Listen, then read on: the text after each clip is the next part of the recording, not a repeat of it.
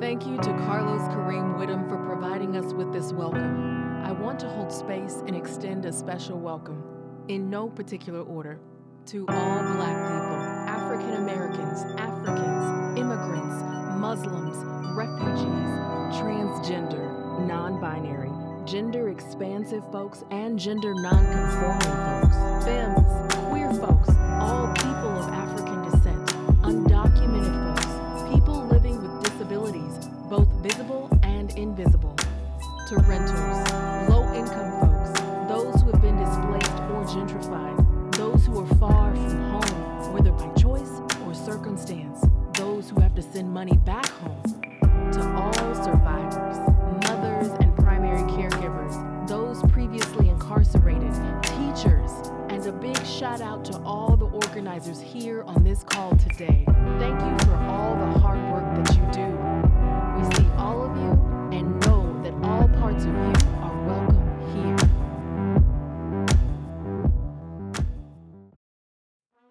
Thank you to the Native American Youth and Family Center for providing us with this land acknowledgement. We would like to respectfully acknowledge that the land on which we are gathering today is the traditional homelands of a diverse array of indigenous tribes and bands.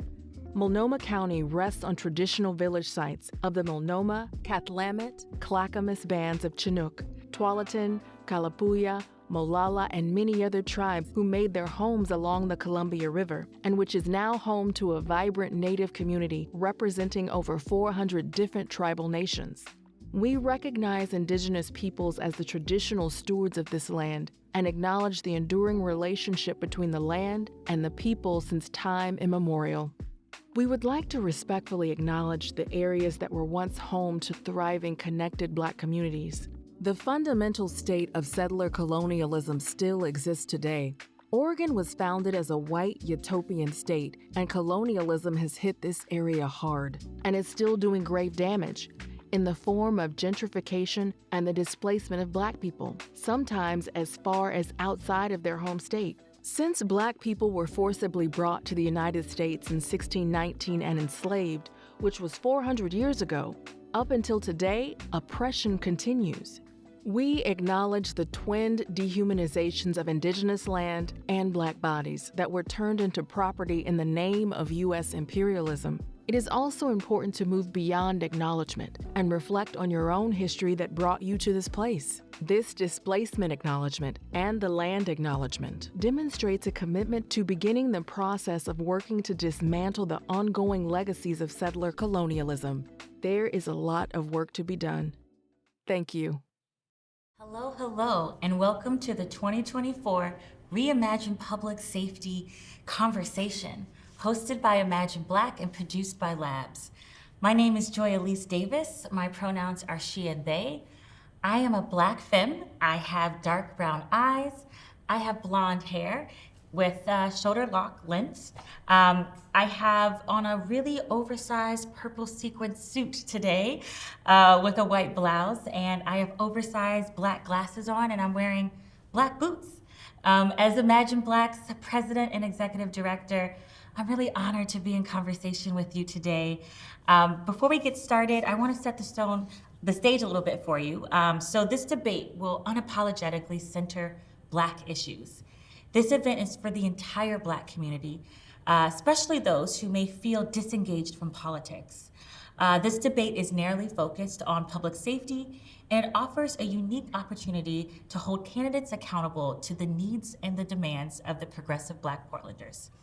During this debate, you will hear from our candidate and hold space for candidate accountability. It's super important to note here that this is not a debate that is endorsed by any candidate. We're going to be doing kind of some candidate endorsements a little bit later in the year, but this is going to be a great conversation to learn a little bit more about our candidate's background and what really brought him to this race. Before I get started, I would love to have you hold some space to introduce yourself. I'm going to ask you to do a few things for us. Can you please share your name, your pronouns, and maybe describe how you look for the folks who are listening and who are visually impaired?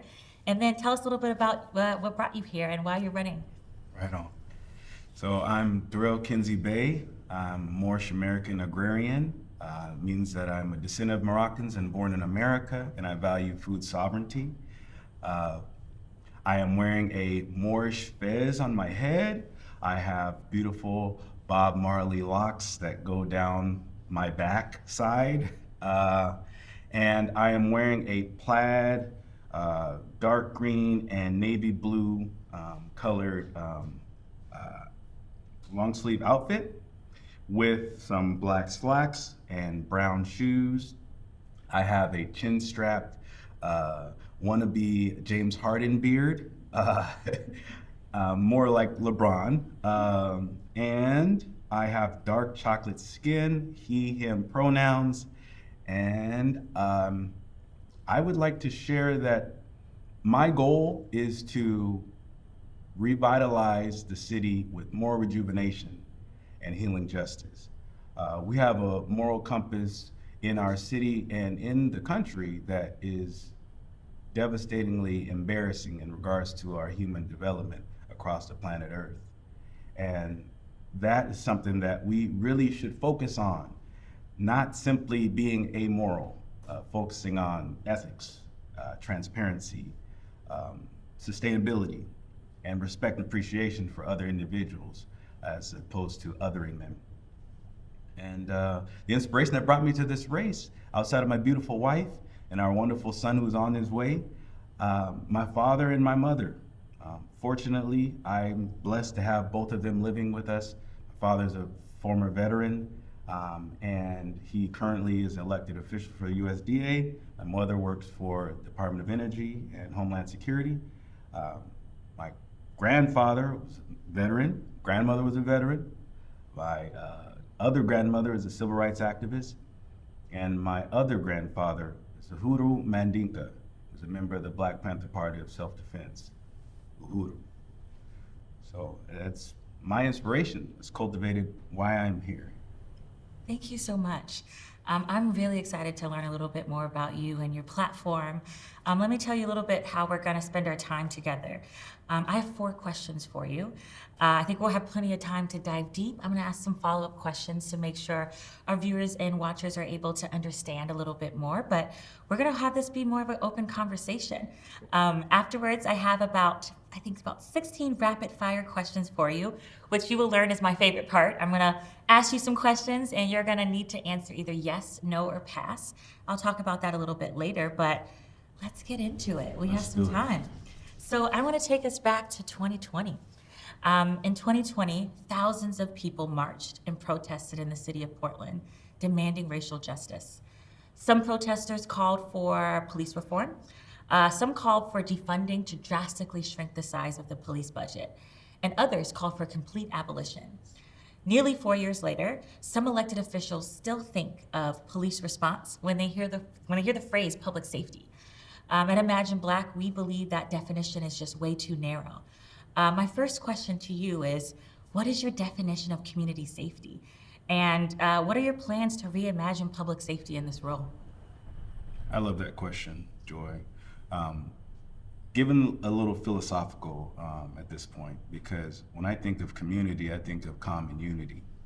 It's a commonality based off of general consensus, principles, values that everyone is wanting to establish to activate the people that they're connected to and other individuals that they are kind of connected to outside of that immediate community. And the safety aspect is having a goal to be protected, to be able to be free and not be impeded upon, not be subjected to unwanted conditions. That, to me, is what community safety looks like. And furthermore, when it comes to kind of reimagining this community safety, it's actually having the community involved. Because public safety is very seldom is it including the public. It's basically saying, okay, we sent out some surveys, we gave them some money, we had some webinars on Zoom or Google Meets or the other platforms that Microsoft owns. And now we've been able to hear from them. And I don't think that that is the best approach. I think we have to dig deeper and go to Big Mama's house and actually talk to her on the couch. Go to Uncle Junebug and them and see how they're recanting their experience in 1970s, 1980s, and 1990s to actually get a perspective of what is still being experienced from people as if like 1960s was just ancient times and there's no one alive to really tell the story when there's still people that are here. I think that is how we approach that. And we should stop doing performative activism. Performative activism is a tumor, it's cancerous, and it only continues to perpetuate gaslighting in the Black community. And then we ourselves continue to fall into the trap, and it's counterproductive. Thank you so much for that. So much to talk about. I appreciate you setting the stone and really just leading with some values and history and family. I'm curious, so as you know, we have a new form of government now, the city of Portland. I think there's gonna be a lot of reshuffling and folks are gonna be redefining, but one of the big aspects of the new role is talking a lot about the budget and policy. In years past, we've had our mayor and city council really, lead from administration, leading these bureaus, and now they get to set the tone. I'm curious, as a candidate for mayor, can you talk a little bit about how you would like to see different types of bureaus take on community safety? I know there's been some talk kind of in the community that it's not just for the police, to your point, like there's other things involved to prevent crime. Do you have any thoughts about what that would look like for you? Absolutely. One bureau that comes to my mind is Office of Civic Life. And forgive me getting emotional, but it's like civics, most people don't know the definition, and that's by design. And civics is the responsibilities and duties of citizenship. And if you are an individual that lives in this society and you don't know that you have responsibilities and you don't know that you have duties, right? Because someone intentionally did not teach you so that you could be misinformed, we have to draw that back. And we have to start at the root in the school system, because that's where I work, in the David Douglas School District. And we have to begin to equip our youth so that they can have a prosperous future, not a prosperous Portland that was readjusted to save face. With all due respect, because there's things that are being done to kind of reevaluate their intentionality, right? But again, that is important.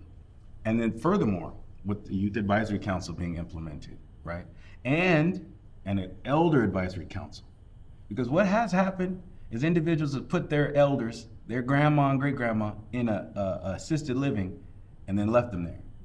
Not to take out and extract the wisdom that they've had and all the experiences that only add value to the future in which we are striving to reimagine, literally.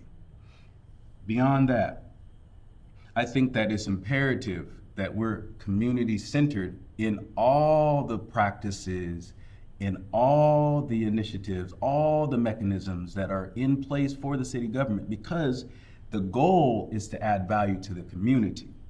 And when we extend out to the community, there's also entities known as neighborhood associations. There's 95 of them. They have had some struggles with their neighborly approach to who they're associating with. And that has to change. There has to be a cohesive, design-based thinking approach to how we address the issues.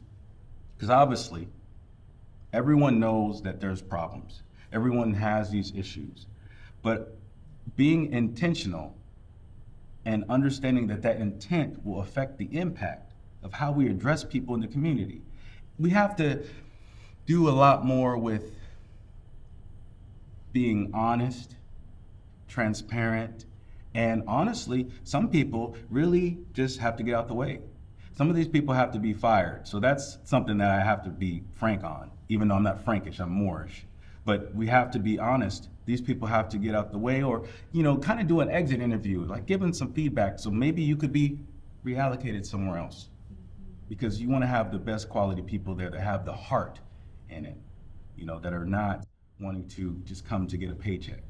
We have opportunity to change the whole entire perception of Portland, because there's individuals that don't live in Portland or Oregon that despise what has been done in our city and blame the people in it, blame the city government, blame the state government, and that's embarrassing. We have all these other cities that have all these other issues, and they're not wanting to address those, but they want to just point the finger at Portland saying, y'all not doing nothing. When there's people that are working day in and day out, trying to add value to people, going to those in the neighborhood and feeding them, doing CSA programs like my father and myself, trying to add value, providing food so people can have nourishment to sustain themselves. So I think that there's more to it than just we want to get some surveys, we want to give people some money, which I think is a good approach. But we just got to double down and do more because there's capacity to do more. Thank you for that. What I'm hearing is such a dedication to community in this moment and listening.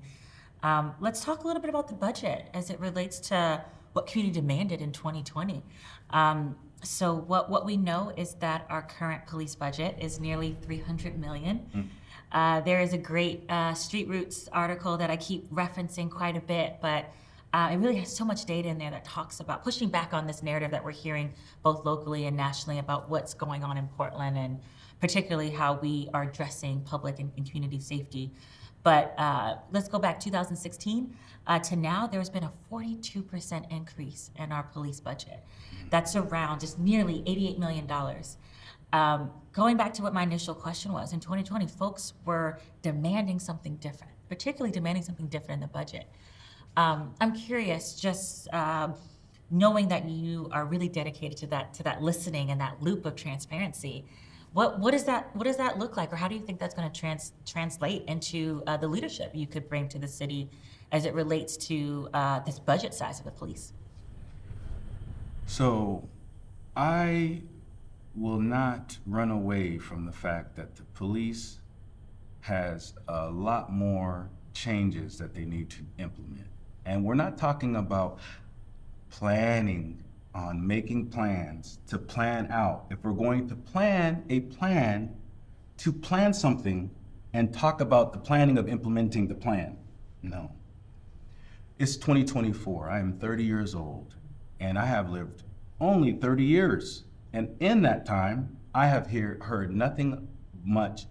I've heard primarily the last 100 to 150 years of how the police has treated people that look like me. And then it gets even worse when there's people that don't look like me and they're treated just as bad, if not worse, in certain circumstances and situations. So this relationship that was really abusive relationship, really. It was very toxic, rooted in narcissistic and egotistical thought process and patterns that now need to kind of readdress our approach with healing the relationship, right? So think about a marriage or a boyfriend-girlfriend relationship, like an intimate one, right? Because it has been intimate, it's just been very toxic and abusive, right? And so I think that we have to literally have the police stand in front of the people and communicate with them, and also make some adjustments to the people where they live. Because there's no reason why in 1970s, 1960s, there was police officers that lived in the neighborhood in which they were patrolling. That has to change. Oh, you don't like that at all? Yeah. I think that we have to do more of a focus to what is going on with the Portland Street response, right? Because they wanted to eradicate it, and they're still trying to eradicate it. And that approach was more wholesome. And so with that, when I was talking about the neighborhood associations, and there was 95 of them, there should be 95 Portland Street Response divisions in the city, because they should be in harmony with each neighborhood association. And the work that they're doing should be coupled and supported with the community-based organizations and faith-based organizations that are in that community. We should have systems of influence in every single neighborhood that is across the city of Portland. So how you budget that is reallocation. Because my limited knowledge on law enforcement and the things that really plague our society is much more than what they're really addressing. Sex trafficking, drug trafficking, fraud, bank fraud, like talking, hundreds of millions of dollars being reallocated in different people's bank accounts based off of their connection to people in the bank, which then affect the people who don't have much. They're feeling the brunt of that because they're doing bank bailouts and things like that. So the resources that are there need to be allocated more into community-focused operations, and they can then use the rest of those funds on things that actually matter as far as crime. And so I think that there has to be a good quality balance, and it's equitable, not equal balance, right? Because the focus in the community it's the same conversation. You're not doing good enough, you need to change. They do some small little talks and come to the public, and then they do the same thing again, abusing. So that has to be reevaluated, and being the mayor, I will be appointing the chief of police. And I look forward to having conversations, very candid conversations about where is your stance on community safety? Where is your stance on community engagement? Where is your stance on collaborating with community leaders? Because what ended up happening to some of my elders is that they were involved in the community. They were known as Black Panthers, right? And what ended up happening is they ended up going straight to prison because of the engagement that they were doing was so impactful to everyone in the community that they decided to make them political prisoners. And that has put a big, huge hole in the community. The Black community has suffered tirelessly across the country based off of individuals who wanted to have some quality growth and development for the betterment of our people and the community as a whole. And they wanted to make sure that it fell apart. And so being the mayor, upon getting elected or not, the work still continues about making sure that everybody in the community that looks like me is having a better experience in this life that we call America. Thank you so much. What I'm hearing is just a strong dedication to equity and community-centered public safety. So I thank you for sharing that vision and some policy ideas I hear in there around street response actually being neighborhood focused and being a little bit more geographic. I want to move us to question 2, but for folks listening and watching, thank you so much. You're tuning into Reimagine Public Safety. We're having a conversation with the mayoral candidate. We're going to get on to question number 2, if that's okay. We're going to stay in 2020, but you kind of gave me a great segue into Portland street response, so thank you for that. In 2020, Portlanders voted overwhelmingly to institute the Portland Street Response, which is an alternative to emergency response call for vulnerable Portlanders experiencing crisis. Despite the popularity of the Portland Street Response and the expectation that it would evolve to a 24-hour, 7 days a week service, like mentioned before, the budget has been under attack for 2 years, resulting in a slashed budget and really slowing the implementation and goals of this program.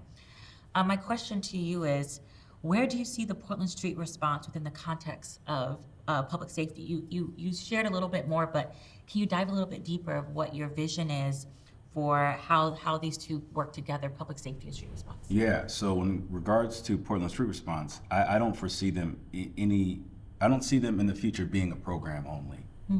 It's gonna be some sort of department in a bureau to make it permanent. And this inspiration is from Mayor Ras Baraka in Newark, New Jersey, where he established Newark Community Street Team. And he expressed the purpose as to why he did it that way was so he, instead of having a program that could be funded and then not funded, he wanted to make it permanent. So upon him leaving the office, I think he's wanting to run for governor. Upon him leaving the office, that mechanism and that growth and development that he put in there stays, doesn't get reallocated and moved around. It becomes more subplanted and integrated into the city government, which is what Portland Street Response needs to do and be. Secondly, when when I think about communities being resilient, right? I think it's beautiful to be resilient because we are, right?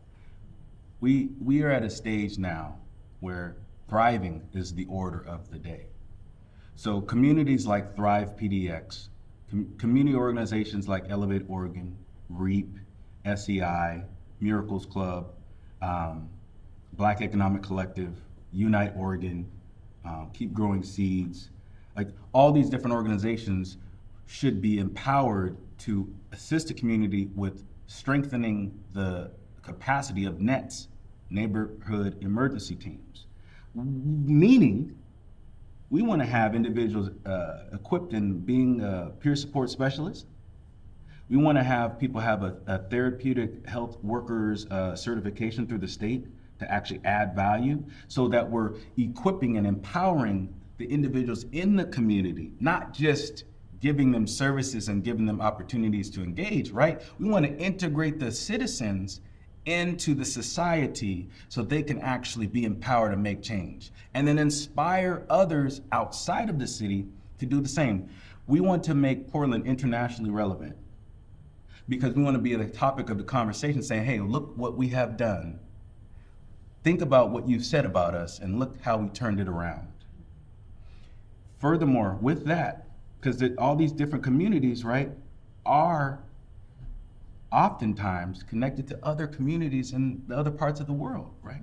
So I thought of integrating Sister City, right, in Nigeria particularly, so that way that culture and the arts can mesh, and the things that they're doing and the things that we're doing, we can kind of, share and swap and exchange those innovative ideas to just make things even more better, sustainable, and scalable, right? Because there's things that people are doing in other parts of the country that it's embarrassing. There's a man, just for example, there's a man in Mexico named Jose, who has a whole entire company that takes the seagrass, the algae rather, and makes bricks to build homes. So again, a community member who was empowered and inspired to do something now has created a service for the community. So that is an example of what I'm talking about when I'm talking about empowering. Taking ownership PDX, for example. These things are already really being done. It's a matter for the mayor, whoever is elected, has a concerted effort to galvanize these groups of people who are already doing the work. It's not a matter of making new ideas. It's just reimagining, right? Because that is a great word, because it gives you the potency to really create a different illustration in one's mind, And so that is what we're talking about.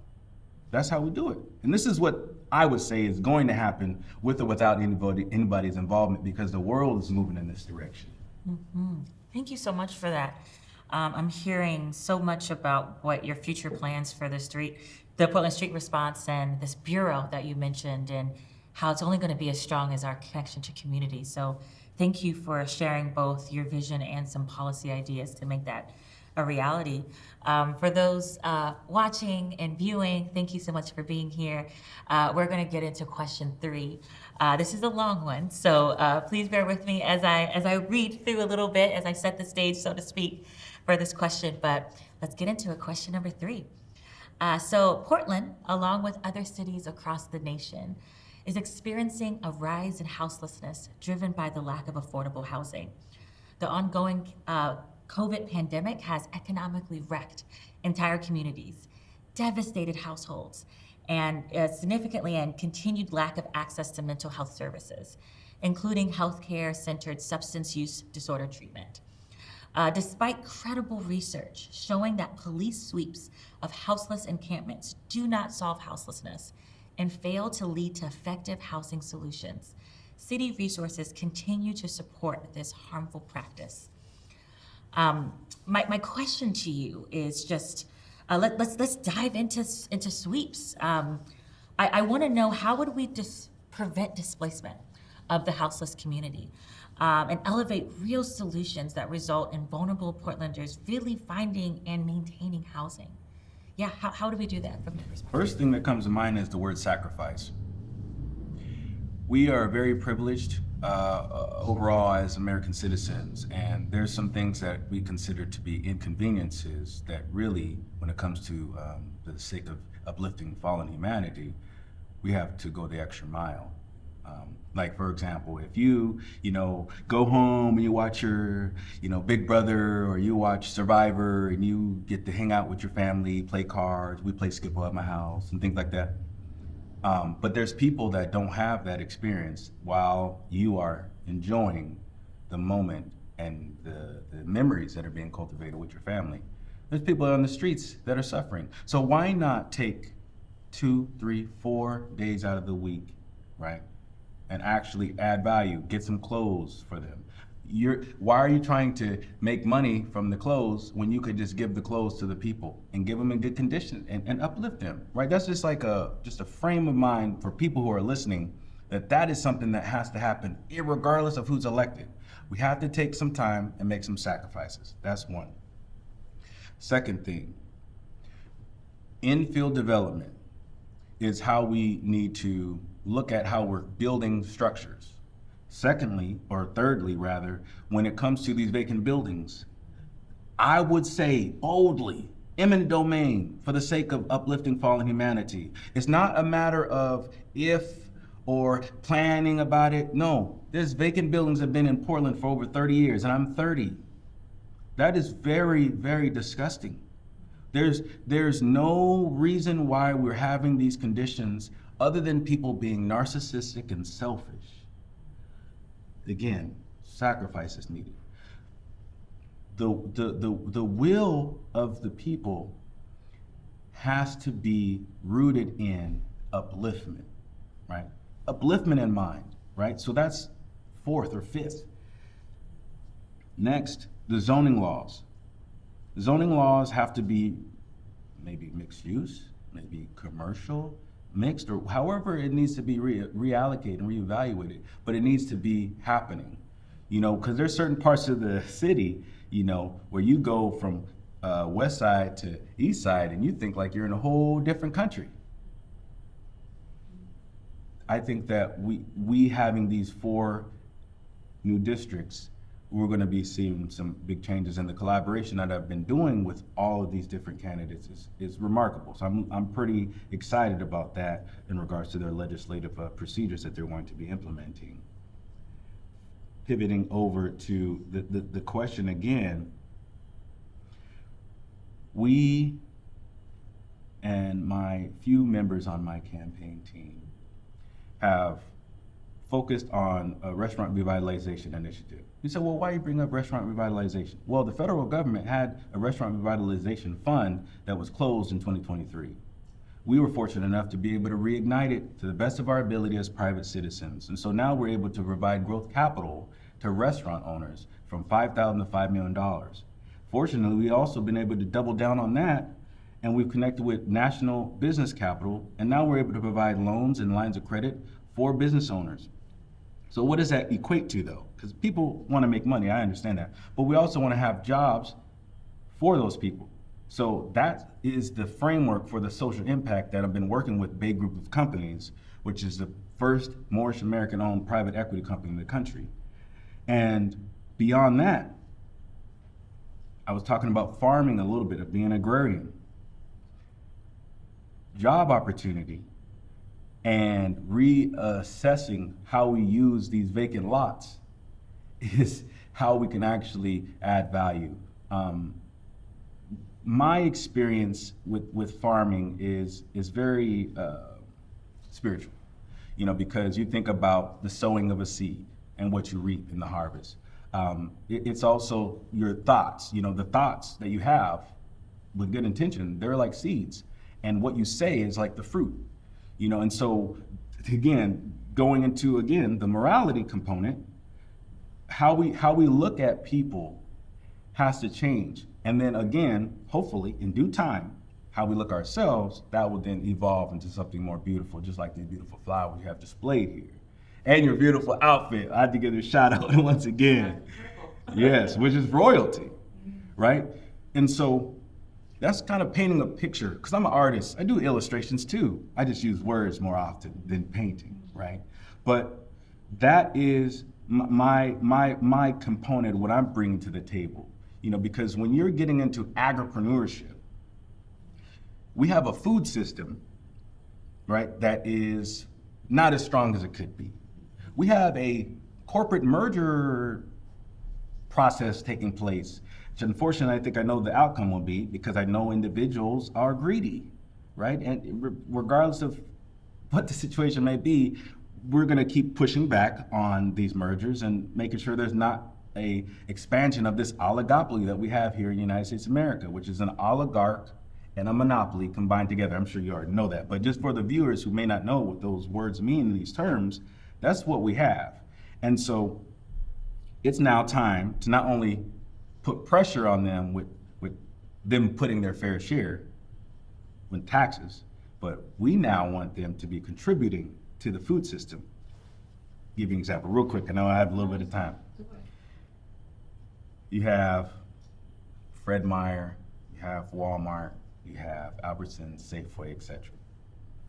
Every once in a while, we've all been to a grocery store and it has a little tag on it that says it's almost expired, or this is now a discount because it's expired. And then what ends up happening if it doesn't go to other nonprofits that are already doing the work of redistributing that money, like Feed the Mass, what ends up happening is it goes in the trash, right? So that's crazy. So there is no reason under my leadership and in my administration, people are gonna go without food.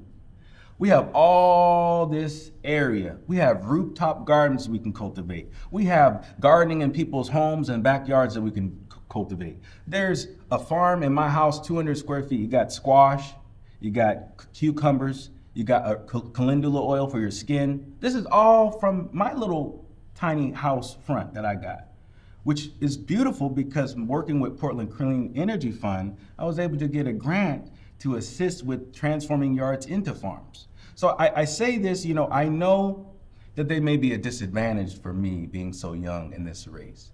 But the thing is that my ideals will supersede me losing.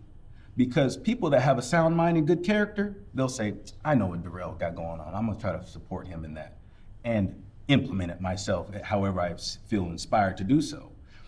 Because if you're now able to get locally grown fresh food, because this is now distributed from Safeway, Walmart, they're gonna be distributing this to the different organizations. They're not gonna have the organizations take their limited resources, having somebody that's a volunteer driving to Walmart to fill up their van to get all the food. No, you're going to get your money, you're gonna get your trucks, preferably EV or hybrid, and then you're going to take that food and you're going to have someone designated to do the routes to drop off that food to the specific community members or the specific hubs for the neighborhood associations who should be receiving that, right? Because that's the vision.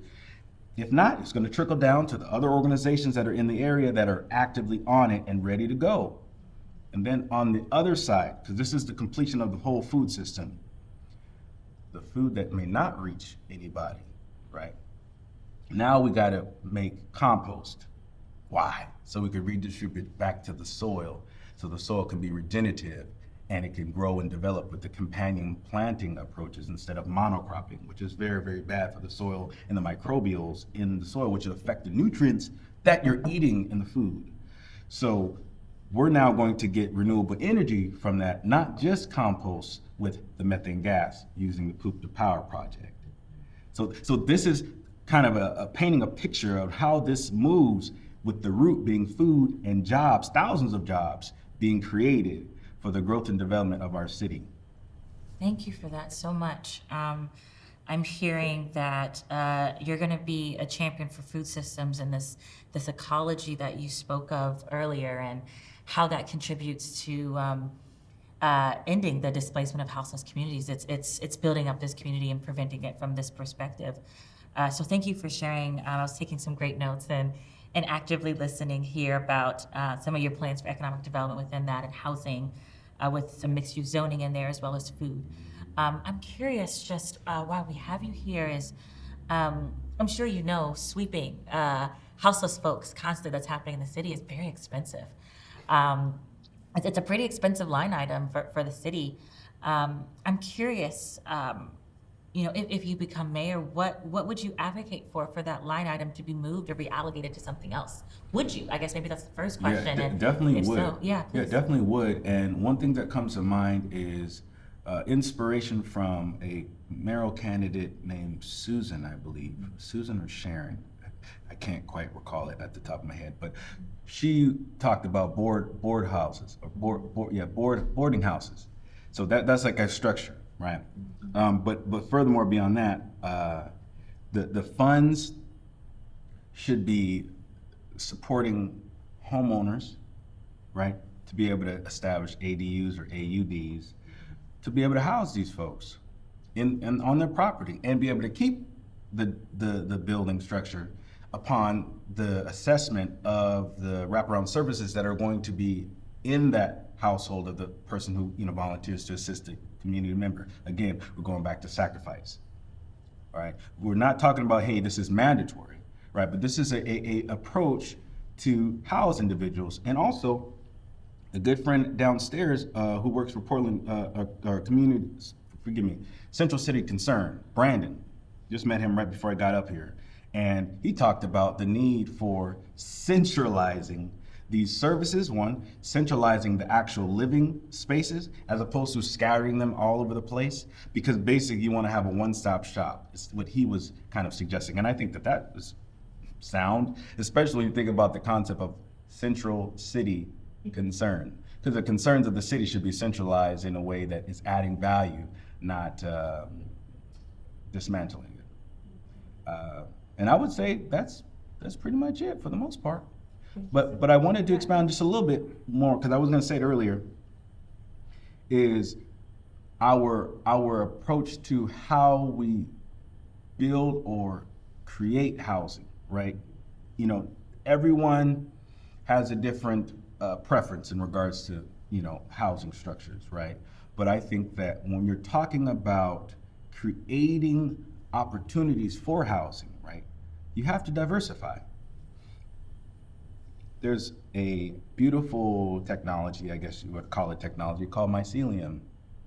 Mycelium has the capability to be molded into bricks that can be available to build houses or home structures. Two, we have hemp. Shout out to Simply Soul out of Molalla, Oregon. Travis Bond has a farm with hemp, and we could use his expertise and his partners to establish hempcrete to build other structures.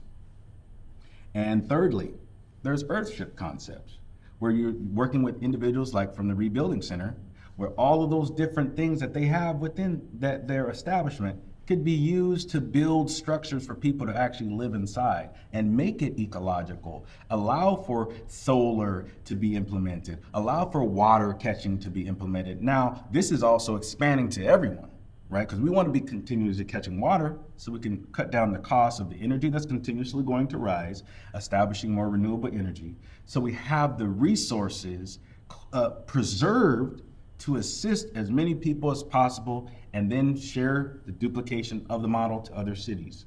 So that is a few ideas on how we assist the individuals who are dealing with those sweeps to have mechanisms available to add value to their life and uplift them.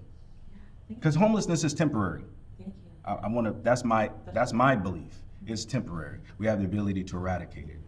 Thank you so much for sharing this bold vision, I would say, for how we can center community and make sure folks have the services they need, and reallocating the funds to what I'm hearing is programs and partnerships that could help alleviate our problem and also provide jobs for folks as well. Thank you so much. I'm going to move us to question 4, but thank you to folks listening and watching, being here as we have this discussion about reimagining public safety and the many different components of public safety. So we're going to dive into question 4. Again, this one is a long one, so bear with me. So let's talk about some current data. Yeah. So in the recent public meeting on violence prevention, the City of Portland Evaluation Specialist, Brian D'Ambrosio, He reported that gun violence in Portland has dropped by 22% since August of 2023. Ryan also highlighted that 38% reduction in Black gun violence victims over the past year.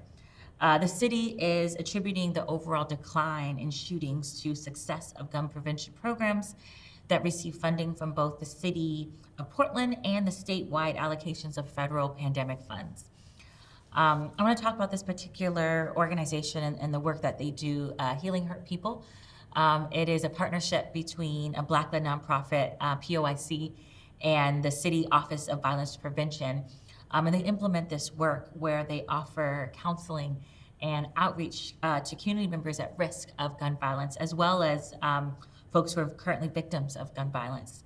So my question is, how will you prioritize continued funding and success of the community-centered programs that have proven to prevent crime? That's a great question.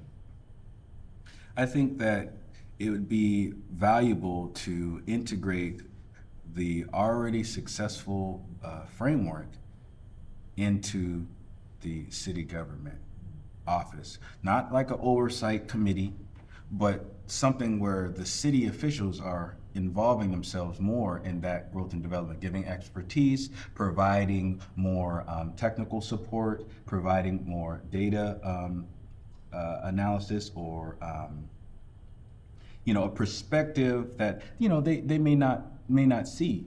So that is important to kind of bolster the impact, because we want longevity when it comes to gun violence.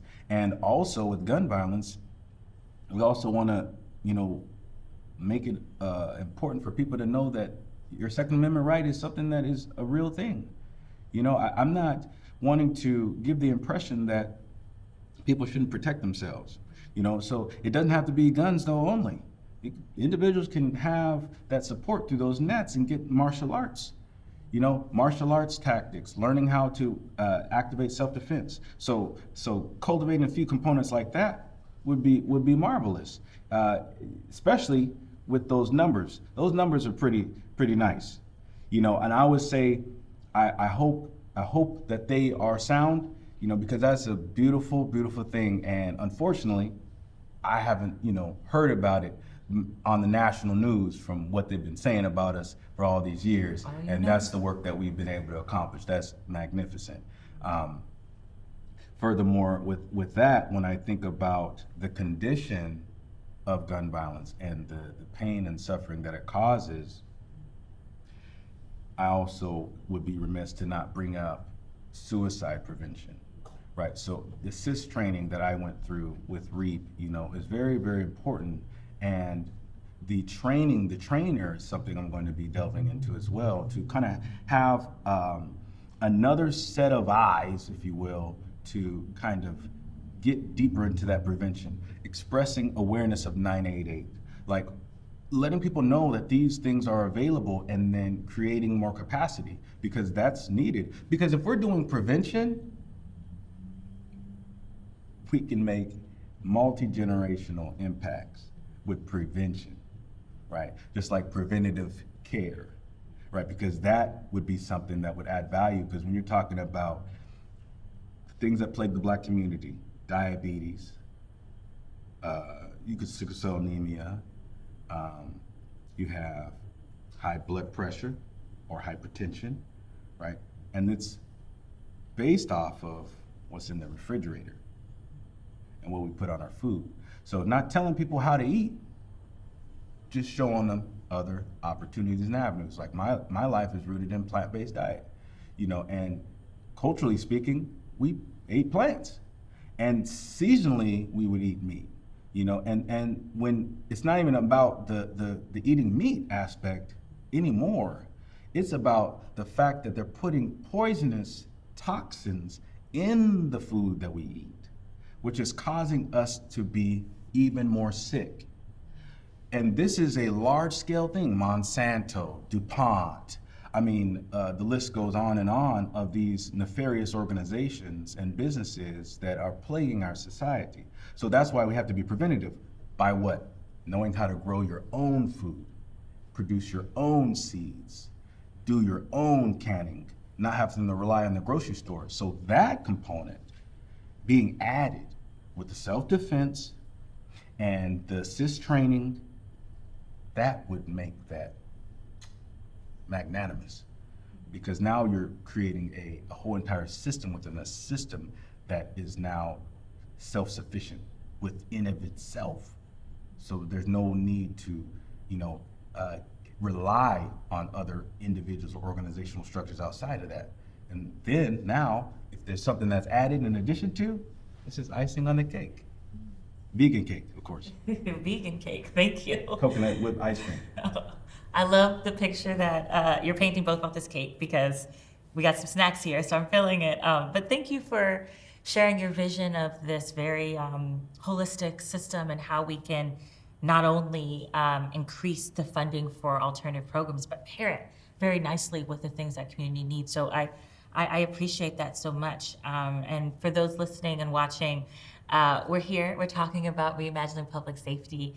And we're about to get to my favorite part of the conversation, my rapid fire. Before you go into rapid fire, Please, I want do to you just have anything add to say? too. Oh, go for it. Democratic Socialists of America has a Renters Bill of Rights that I petitioned and I'm in support of. So that's, in addition to everything we discussed, rent is high as hell. Like, it is crazy. Everyone here in this room either pays rent, pays a mortgage, or it might not be as wholesome of experience, and so that's what we're dealing with. And to leave home with that, in regards to my inspiration from the original questions in the beginning, my mother had founded an organization, Pamela Kinsey. She founded an organization called Wholes to Wholeness, right? So again, when we're talking about these concepts or words or phrases that I've shared, this is what we're dealing with, filling these holes that people have in their lives, actually having a forward-thinking mentality in regards to adding value. We're not doing virtue signaling. We're talking about really actually going to the soul of people, not just saying it for catchy phrases and flair. We're talking about the actual soul of the person to ignite themselves, because people are hurting and dying. People are struggling. I'm struggling. There's things that we have to just kind of shift. Portland is said to be known as, weird and odd, and there's some good things for that. So why not we look at the impact of the human dignity that needs to be, exerted from our soul and our spirit. Thank you so much. Thank you for recentering around that healing justice I heard you talking about in the very beginning and bringing it all together. Let's get into some rapid fires. Let's see. So this one is a tricky one because you can only say yes, no, or pass. Fighting the urge to add a little bit more. Just those 3 words. We're gonna go through all 16. And yeah, you let us know and the viewers and watchers what you think. So the first one I have a feeling is going to be an easy one. Will you pledge not to accept contributions from police, prison, and incarceration industry?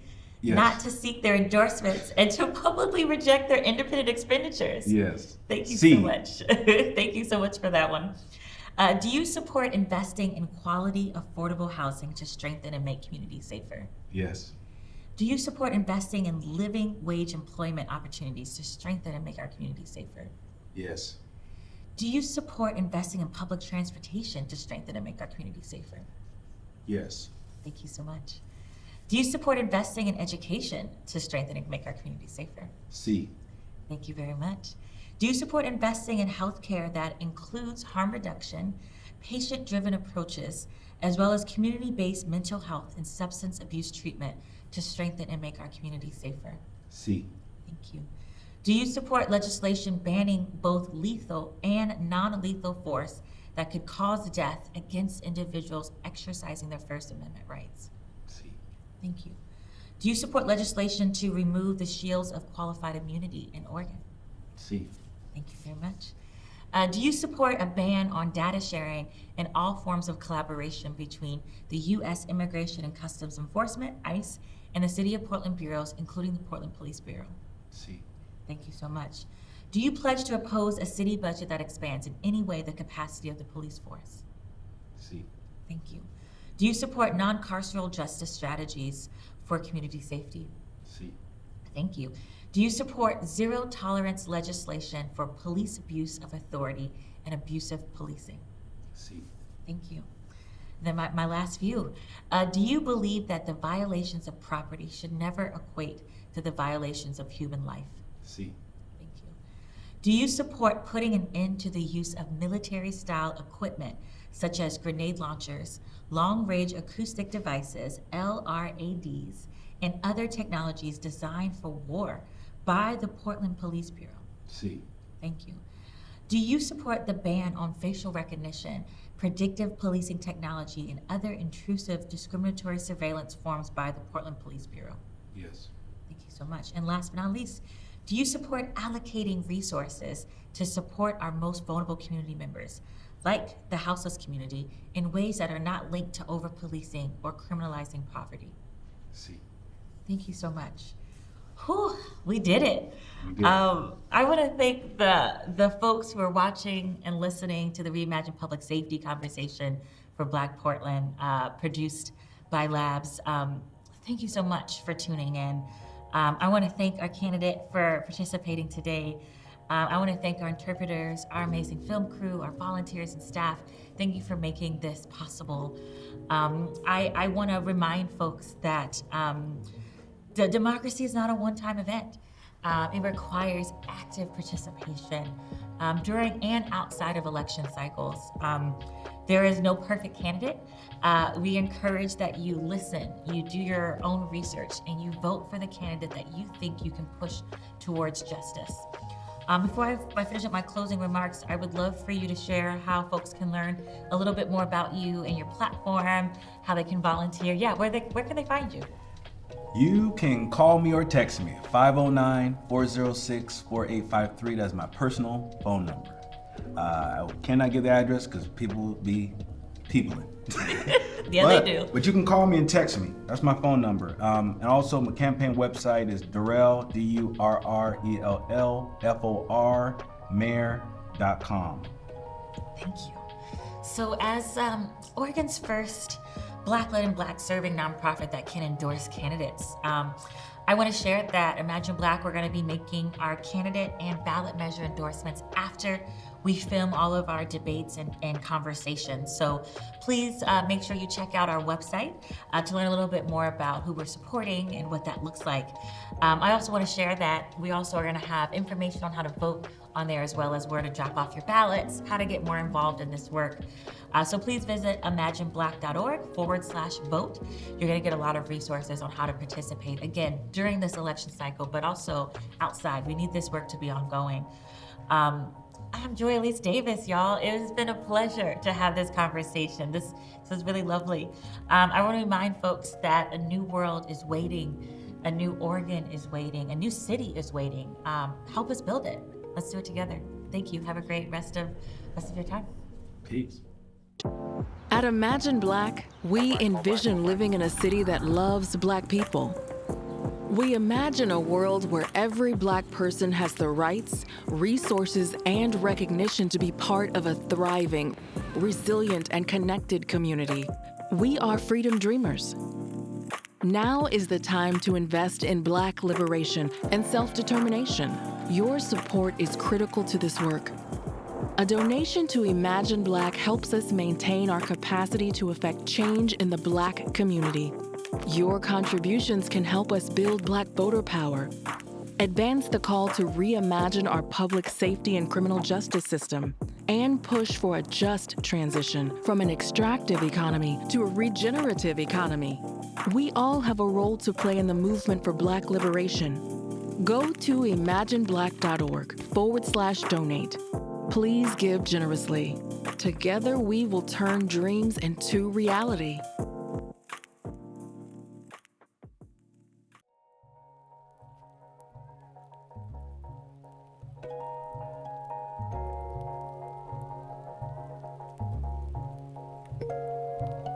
you